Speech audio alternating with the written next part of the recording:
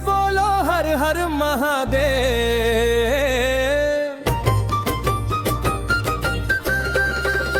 शिव गुरु खेल तारे होलिया हो उड़े रंग वा गुलाल, रंग वा गुलाल उड़े रंग वा गुलाल हो, रंग वा गुलाल उड़े रंग वा गुलाल हो। शिव गुरु खेल तारे होलिया हो उड़े रंग वा गुलाल। जता से बरसे अबीर के धार, गंगा जी भी हो गई खुशहाल। डमरू बाजे दुनिया में गूंजे, नाचे भोला लेके त्रिशूल भाल।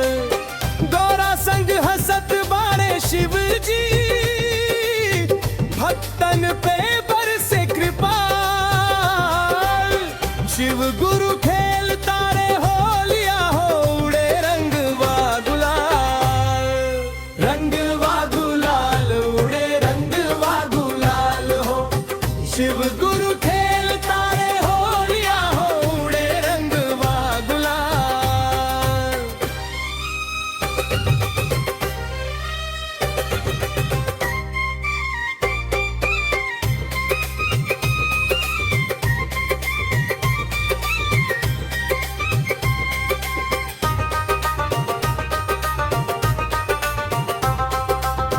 कैलाश पर छाई मस्ती भारी, भूत पिशाच सब भय मतवाली। नंदी झूमे बजा के घुंघरू, गावे सब मिलके शिव के लाली। हर हर महादेव के नारा गूंजे, भर गई चारों दिशा धमाल।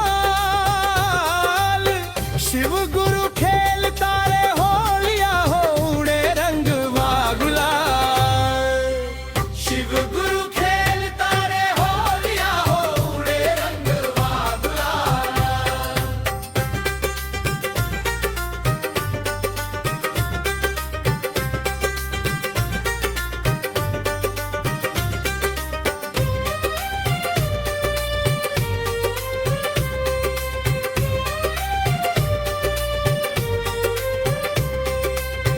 भक्त जनन के मनवा हर से, मिट जाए दुख दरिद्र के जंजाल।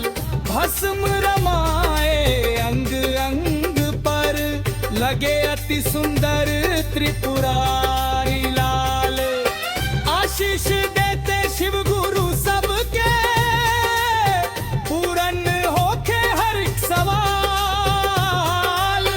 शिव गुरु खेल तारे होलिया हो उड़े रंग वा गुलाल, रंग वा गुलाल उड़े रंग वा गुलाल हो।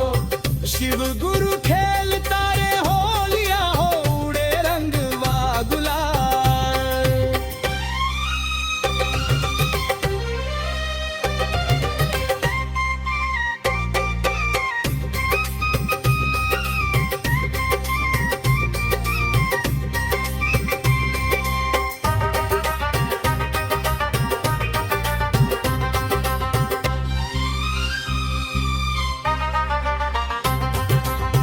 रंग